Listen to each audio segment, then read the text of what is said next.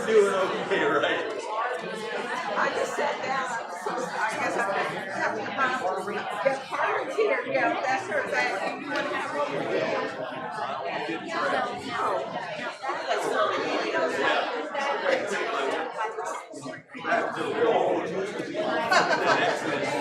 I hear you. Yeah, nobody said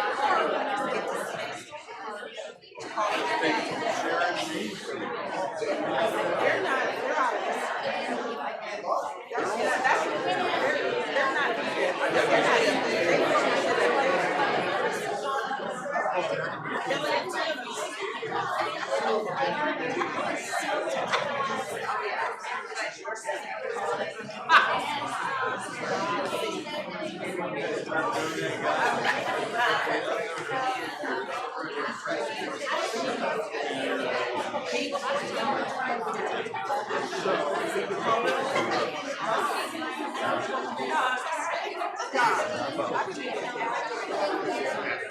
That's a Kenny Church culture.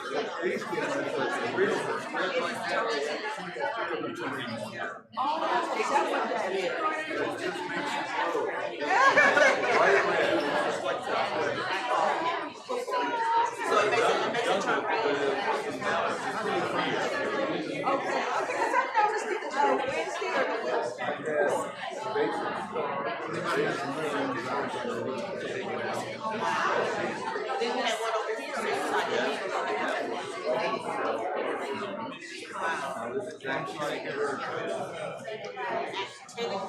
so that's different forms of stuff.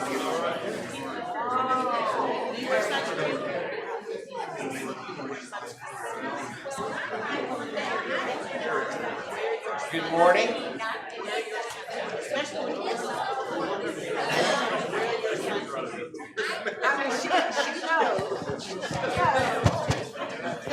Good morning. How y'all doing? Last year I was late because I got lost and went to another church, walked in, and they looked at me and they said, who are you? And I said, well, I'm speaking this morning. They said, you are? So this morning we got up, made sure we left early so that we didn't get lost.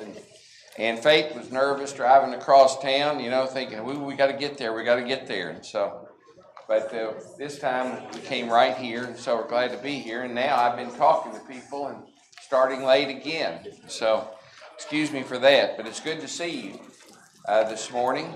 And I'm glad to get to be here at Pickerington. It's wonderful. Faith said driving across town, she said, it's nice to go home and preach. And I said, well, how many times have you done that? And but she hadn't gone and preached anywhere, but she normally preaches to me on the way, and then I just lip sync what I've heard. But it's good to be with you today.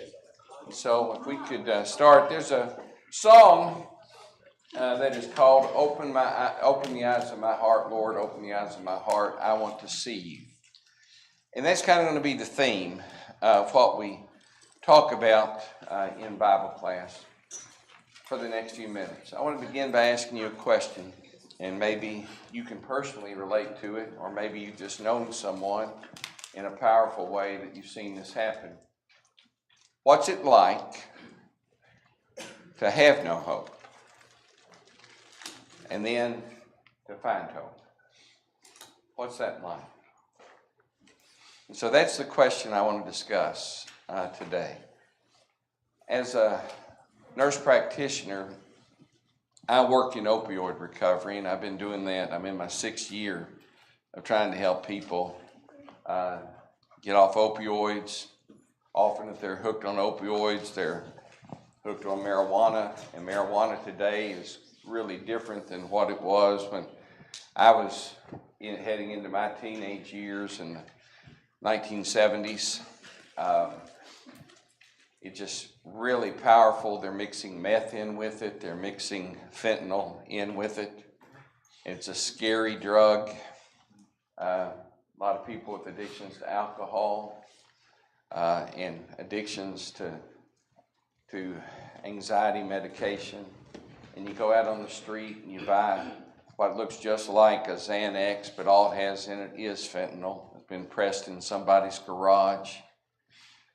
And in working with this population, it's something you sometimes see. We just come through the Christmas season, and maybe they've been in treatment for 4 years, and they come in and they're really excited about Christmas. And I'll say, well, why are you excited? He said, this is the first year I haven't spent all my money on substances, and I can provide a Christmas for my kids. And it's just amazing to see. And then you have people, you have a lot of people that, the way we used to say things, fall off the wagon or slip. And that's something that just happens. But some people really get their feet under them. Like my chief medical officer, he's been clean now. I think he's in his 19th year. And it's wonderful to see that type of transition. And I've never watched the program at all, but he is the man who the story is based, that's been real popular, and lead actor won a Grammy for it, I think it was last year, but it's called Dope Sick. And that is telling the story largely of his life, the way they adapt things in movies. I'm sure there's some things that he wouldn't say exactly happened, but he consults them on the script, and they've told the story of his life in that. But it's amazing to see someone that has no hope go to hope. And I think it was here in Central Ohio, I heard someone speak, 45 years ago, that had been left in a ditch to die, and he didn't die. Someone found him some way, they saved him, and he ended up getting rehabilitated off of medication substances. Then he was introduced to the Lord, became a member of the Lord's church, and he was traveling around telling his story. And something like that sounds so dramatic. I think sometimes we as Christians look and think, well, I don't have that type of story. But when you get into Ephesians chapter 2 and you start reading that chapter, it says we were dead in our trespasses and sins, and it wasn't for what God did. In verse 4 or 5 it says, but God, and then it tells all that God has done, and it says, by grace are you saved through faith, not of yourselves, lest any man should boast. And it's not a matter of boasting, but it's a matter of telling our story. Because all of us in reality have gone from not having hope to having hope. And that's what it says in verse 12, that you're without hope, without God in this world. But now, because of what God has done, and someone took the time maybe to teach you, or you started studying the Bible on your own, and you learned what it was about, and you found the Lord. And I want to just plant that right at the beginning with you this morning. I hope that we will be people that are willing to tell our story. A lot of technological things that can be done, a lot of different Bible study programs that are marketed, but at the heart of it is you and I telling our story of how the Lord saved us. How He took us from not having hope to having hope. And so, I'm going to tell you why I did this in just a second, but I got online and I thought, what does my name mean? And so some of you knew my parents, Harold and Virginia Dodd. Now I'm wondering why in the world they named me Wagon Maker Spear Bearer. Wagon Maker Spear Bearer. And so that's what my names mean. Gary means wagon maker. Wayne means spear bearer. And so I'm trying to figure out from the name they gave me, what in the world does that mean? What am I supposed to do with my life? How do I fulfill, what they named me? And then I got to look a little further, and I found out 1950, 51 to 54, Gary was one of the most popular names. Now, I came along in 58, so I was a little late. But now they say about the name Gary, when they look at it and they keep records of all this stuff, and they can access it, how many children were born and given the name Gary, they're saying the name is almost extinct. And so I may not be around much longer, so I appreciate you letting me come and teach. But, in the Bible, names had meanings, and we're often told what the meanings are. And so it's fascinating to look at them and see how that meaning plays out in their life. You read an epistle.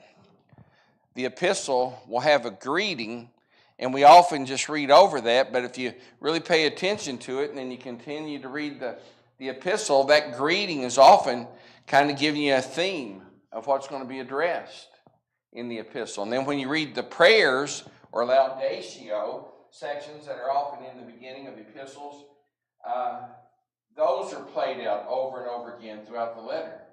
And so Paul will pray a very specific prayer, and then he'll say, and this is how it applies as you go through. And I like what Paul does so often. He gives you what's called the indicative section, and that is describing this is what God has done.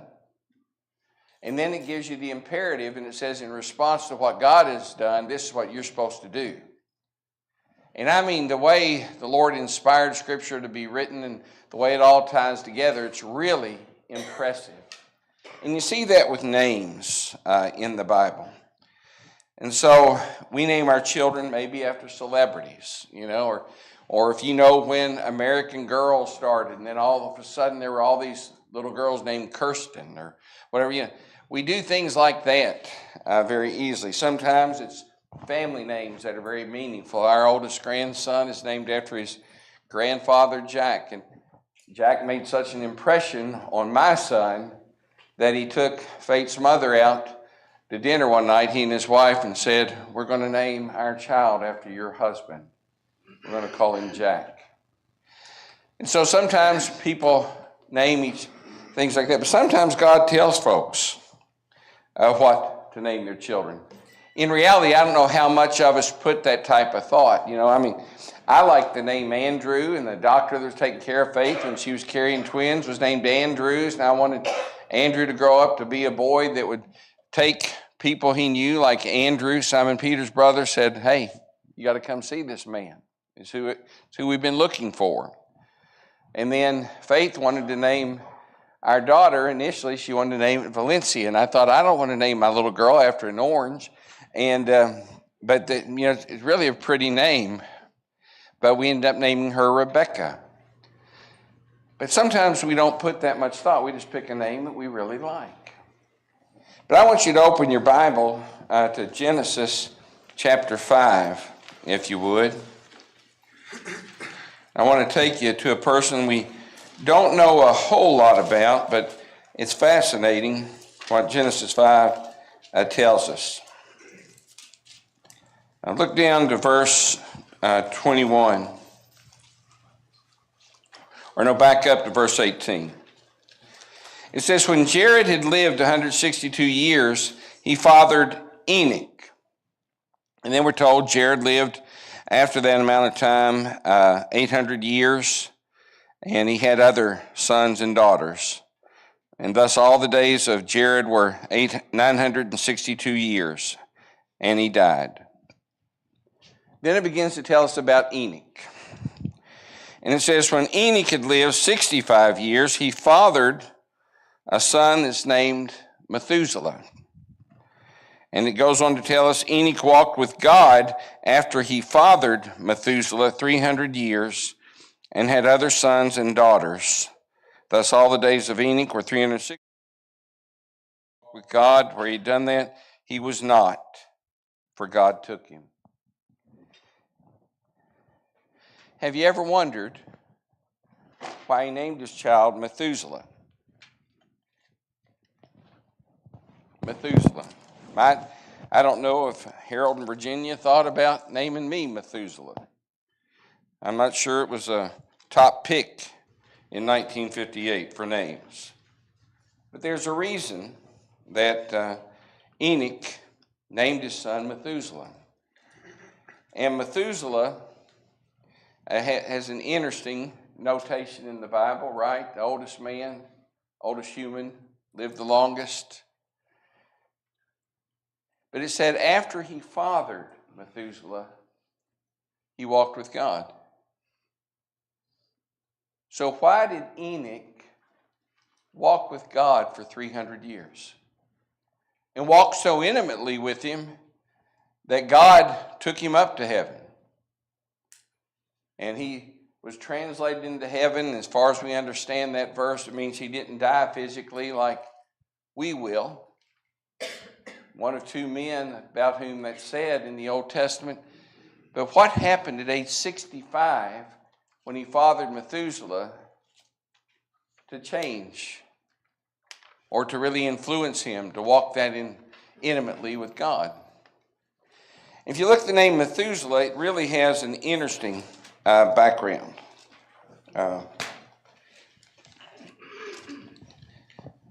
So I have to hold one of these and not get confused. Methuselah. If you look initially at the meaning of his name, it's called man of the dart. Or some lexicons will say it means man of the spear. And so there's something about his name that indicates a trajectory. But you get a little bit closer into his name, and it's a very interesting meaning. Because not only does it mean man of the spear or man of the dart, it says it means when he dies, it will come. When he dies, it will come. Another way that I've heard it just more simplified was death speaks. Death speaks. So if God told Enoch to name his son Methuselah, what did he understand it to mean when it said when he dies, it will come? But whatever he understood that name to mean, it says that Enoch walked with God, and then he was not, for God took him. But then you read a little bit further, and it says when Methuselah had lived 187 years old, he fathered a son named Lamech. And then Methuselah, after he fathered Lamech, lived another 782 years and had other sons and daughters, and all of his days were 969 years, and then he died. But then Lamech, when he was 182, fathered a son, and he called his name Noah. And then he gives you the same information about a little bit of his rest of his life, having other children, that type of thing. But it's interesting if you add up the time. Methuselah was 187 when he had his first child, Lamech. Lamech was 182 when he had his first son, Noah. And 187 plus 182 is 369. And then it said after Noah was born, of course we know the story about how he was called by God, told to build the ark and everything, that when Noah was 600 years old, the flood came. So back up to Methuselah. When he dies, it will come. Methuselah died at 969 years. 187 plus 182 plus 600 years when the flood started, 969 years. So the it was the flood that destroyed the inhabitants of this world except for 8 people. And so you have to back up and think about Enoch's life. And culturally, he's living in a time when it's becoming more and more and more sinful. But yet he's walking so intimately with God, God eventually takes him up when he's 365 years old. Interesting. Yes, sir. Also interesting that the commandment to obey your parents, honor your father and mother, so that your days may be long on.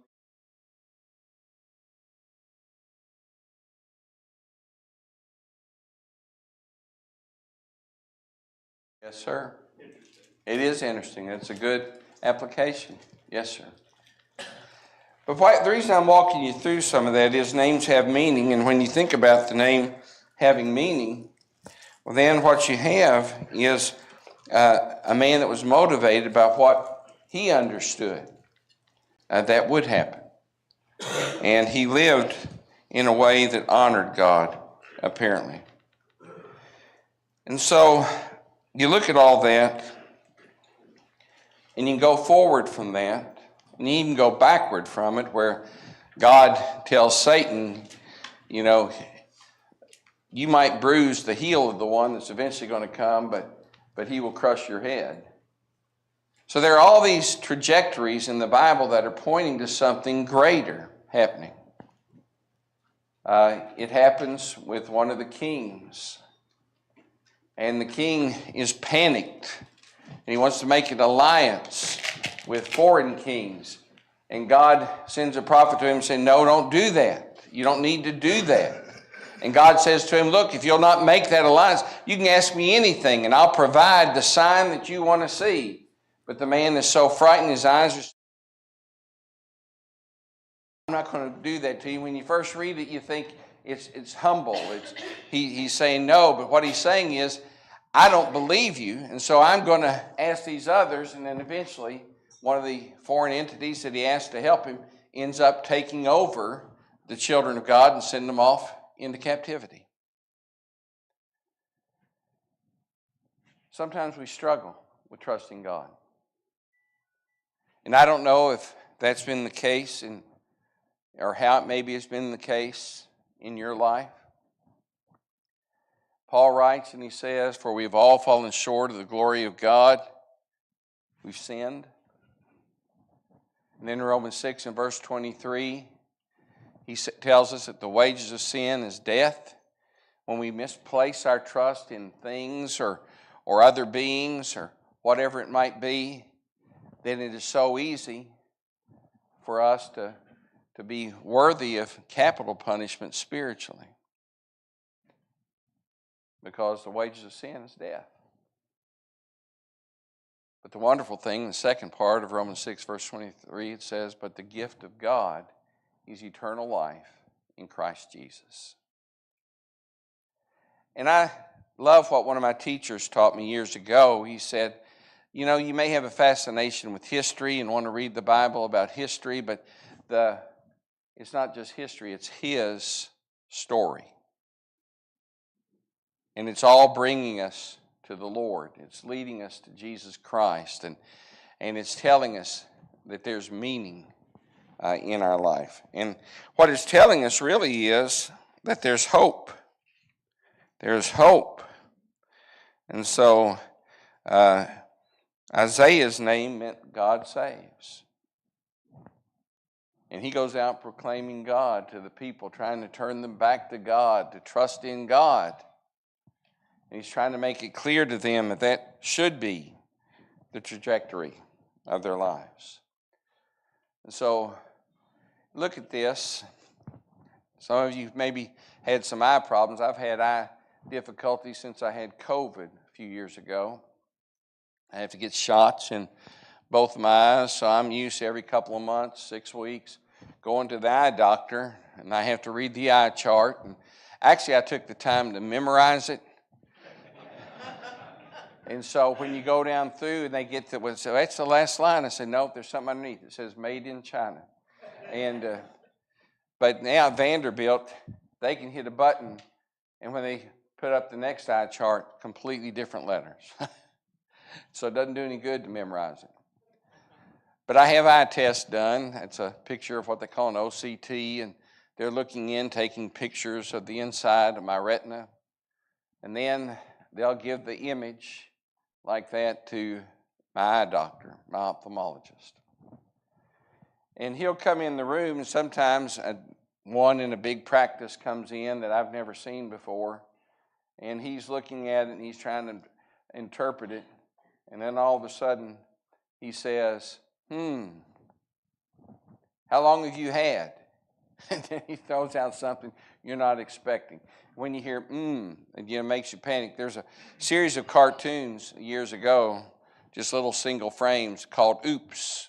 And that was the caption of all the cartoons, and one of them, a man's in heart surgery, and there's a dotted line like this, and it hits the ground and comes up, and then you see a drawing of a heart bouncing up, and then it says underneath, oops. And so, you never know what you're going to expect. When we were pregnant with our twins, Faith was pregnant with our twins, we go for our first ultrasound, and we didn't know that we were having twins. And the little girl comes in and she makes a swipe and she says, there they are. And that's how we found out we were having twins. There they are. And so sometimes you get surprises. Have you seen this commercial on TV? Cardia Mobile. How's your heart? And they're talking to you about how's your heart. And I have on a little Fitbit, and it supposedly will tell me if my heart has an irregular rhythm, or tells me what my pulse rate is, that type thing, or heart rate is. But what I'm trying to get you to do this morning is think about what is the spiritual condition of your heart. What is it? And how do you assess that? Or do you assess that? So most of us are familiar with this verse. As a man looks at the outward appearance, but the Lord looks at the heart. So how's your heart? What kind of job are you doing assessing your heart? And so it's important for us to think about that, and to think about what the meaning of our name is as Christian, as a follower of Christ, as a disciple of Christ.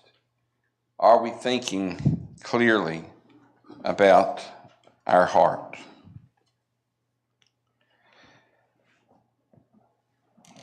People that are here that I got to know when I moved from Ashland, Kentucky, up here between my junior and sophomore year. And by that time, I didn't get my license real early, but I had my license when I got up here and I started driving to church by myself. And there's so many people in this area that took me under wing and blessed my life immensely. When I started attending the Graham Road congregation back in 1975. And then there are people here from that. My dad ended up coming here. My little sister's here. I mean, we have been so blessed and impacted by Christians in this area. And I don't know what would have happened to me, honestly, because my parents were a little shy about getting involved back in church when we'd moved from place to place. We did that often since Dad was a railroader. And if you got to know my dad before he died, if you're one of those people that did, he wasn't really that shy, but they were just a little hesitant when we moved from place to place. But I remember so much what people did when I was baptized at 13 in Ashland, Kentucky, and what people did here to help me. And I was taught by being called at 10 o'clock at night. What are you doing? Well, I was in bed. Well, no, you're not. I'm coming by to pick you up. And I'd be taken down to Ohio State University Medical Center. And first time I walked in, I'm just staring at all the flashing lights and the cords and the machines and everything, and listen to an elder talk to the person. And then you'd look across the room and you'd say, Gary, lead us in prayer. And that's how I learned to do visitation. That's how I learned to be comfortable going in and praying with someone. I remember a man who was on up in years, had pretty severe case of cerebral palsy. And he would come and he'd pick me up. And I'd go do, quote, cottage meetings with him. And I would turn the Jewel Miller film strip every time it beeped. But that's the way I learned how to be comfortable talking to people about what the Bible said by watching Mac Williamson. Junior Davis told me, you need to oil your Bible every day. And I thought, well, how do I oil my Bible? And he said it needs palm oil every day.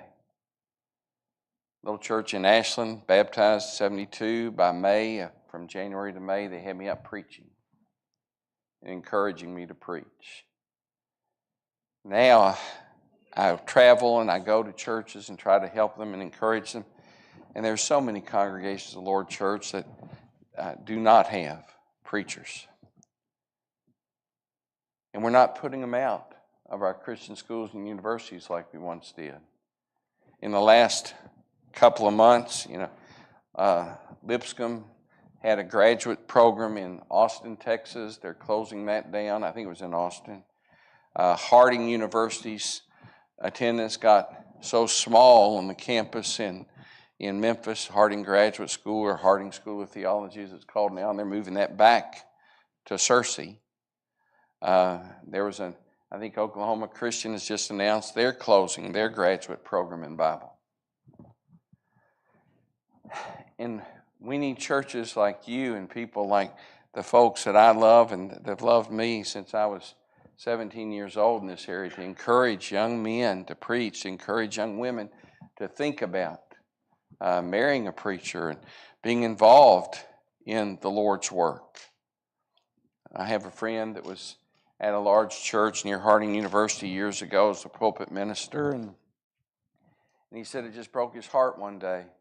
Young man had been there for a while, been studying, and his heart had turned toward where he wanted to be in ministry, and he said, well, what's wrong? He said, you can just change your major. And he said, no, I can't.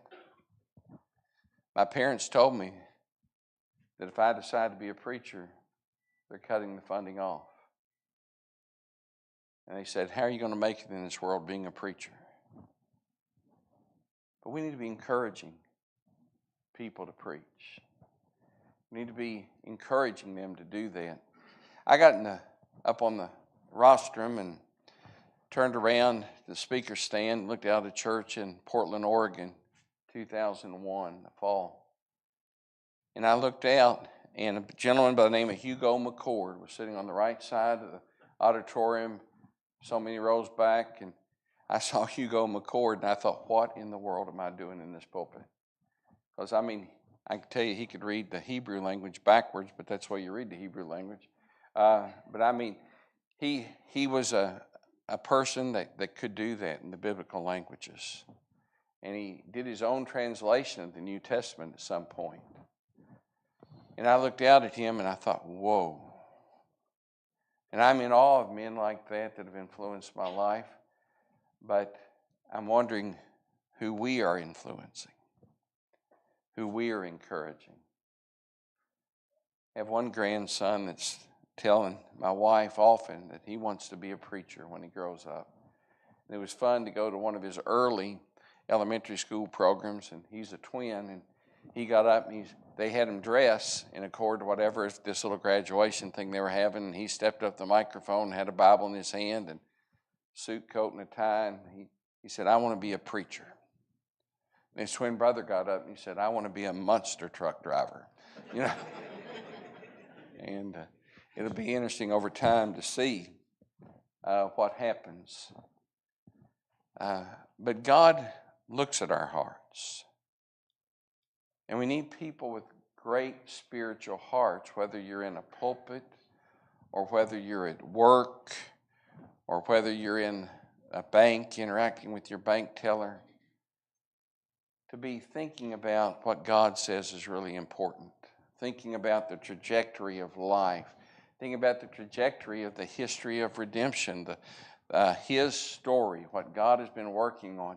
And when you stop about it, you have to realize somewhere in eternity, God said that He was going to save us. And what He was saying is, I'll give. God the Father. God the Son said, I'll go. And God the Spirit said, I'll work with those that give their life to you, and I will encourage them and comfort them and lead them, help produce fruit in their life. And God did all of that as the Trinity. He did all of that before the world was even made. And so you get to Ephesians 1, you're starting reading through Ephesians 1, and you see that God has predestined us, not in a particular way to say you're going to heaven and you're not. And that's not what it means. He predestined us that He would save us through His Son. And that's what He's done. And the question is, will we accept that salvation? Will we be appreciative of it? Will we do what's appropriate and accept that salvation and live by it? Of course, you have this passage I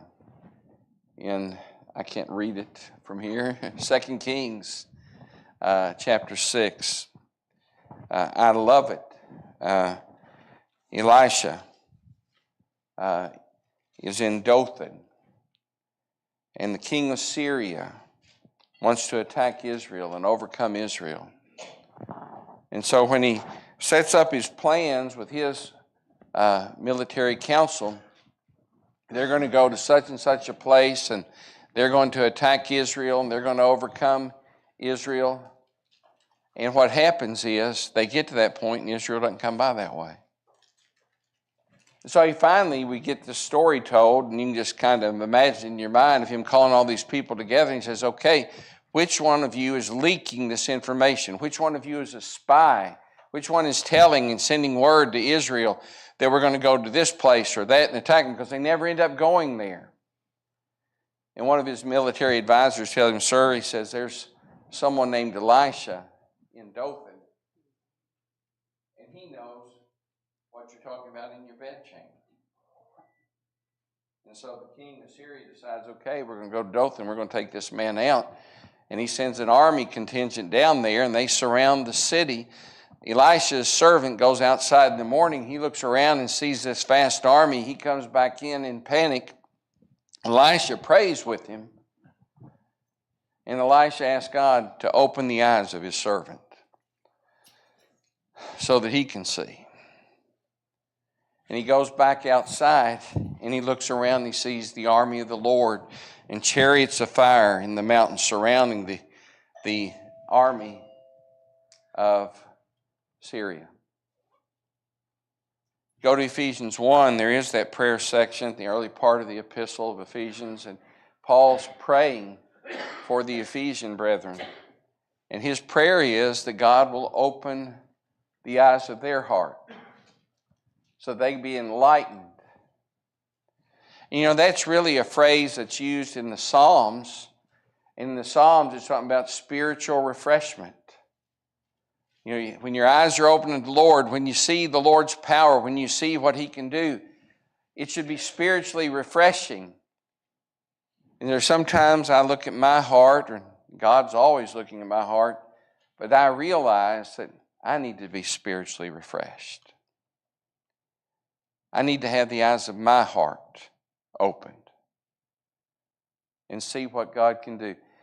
In that same prayer, he wants them to know that it's by the power of God that Jesus was raised from life to death.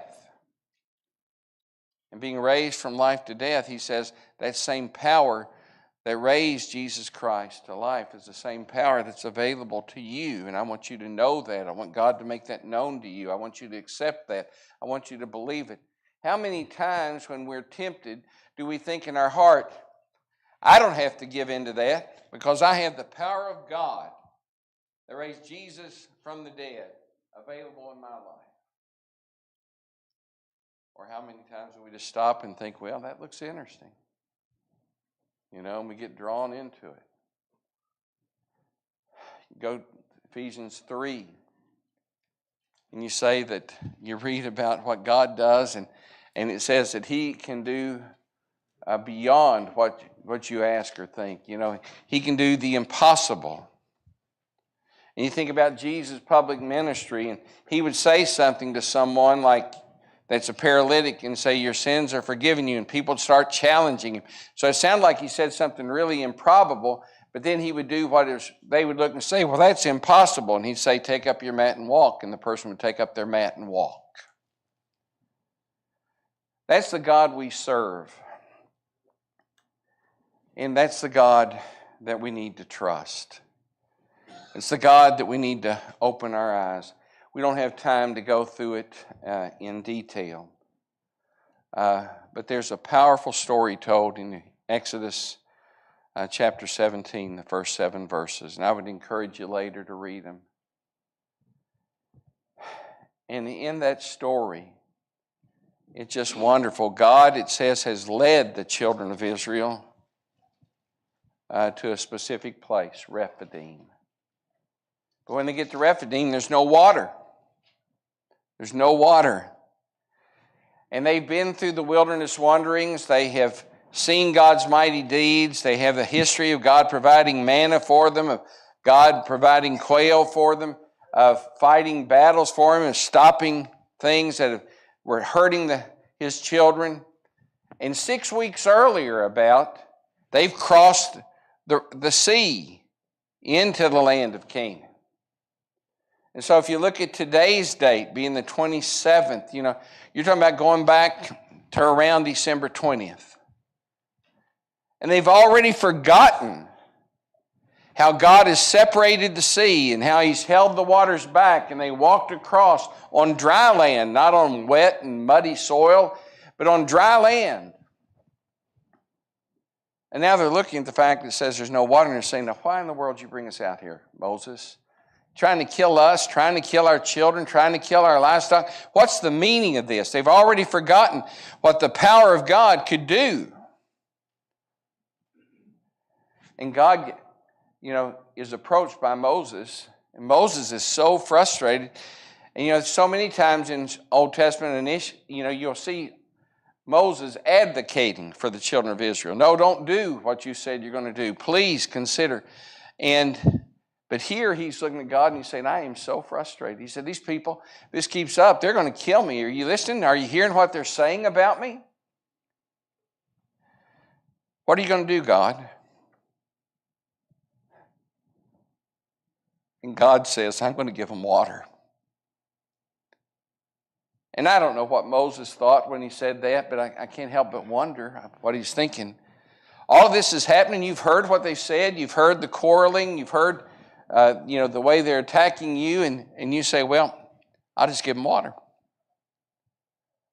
But he says, let me tell you, I'm going to do it, Moses.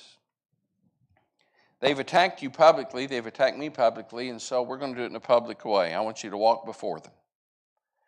And when you do that, I want you to take some of the leaders of the nation of Israel with you. Those are to be their spiritual counsel and guides. And we're going to walk before them. We're going to do this publicly. And we're going to go to a rock.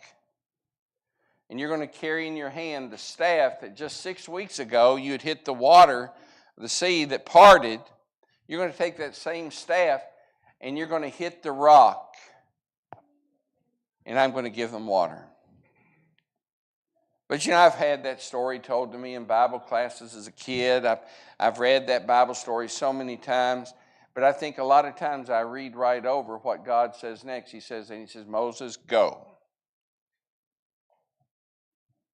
But then he says, when we get to the rock, I'm going to get up on top of the rock before you. How many times in our life have we forgotten that God goes before us? And He's standing on that rock to bless us and to save us. And I want our eyes to be opened so that when we say, well, Lord, I don't know what I'm going to do when they ask me this question or that. Lord, I'm not sure, that I can take someone coming down on me again for being a Christian. Lord, I'm not sure that I can handle the rejection when they open the door and close the door and they don't want to study your word. Not a thing that God asks us to do that He does not go before us. Matthew 18. There's something separating a brother and sister from each other, but then you go to them. He says, wherever 2 or 3 gathered in my name trying to reconcile that, I am with them. Jesus says, go into all the world and preach the gospel to every creature. And He says, and lo, I am with you always. Temptation comes, and Paul writes to the Corinthian brethren and says, when temptation comes, it says God will give you a way of escape. He'll go before you. And He's the same yesterday, today, and forever. If we'll just put our trust in Him. We're going to break and we'll get together for worship in just a minute. But we have the opportunity to share with other people where they can find hope. So, thank you.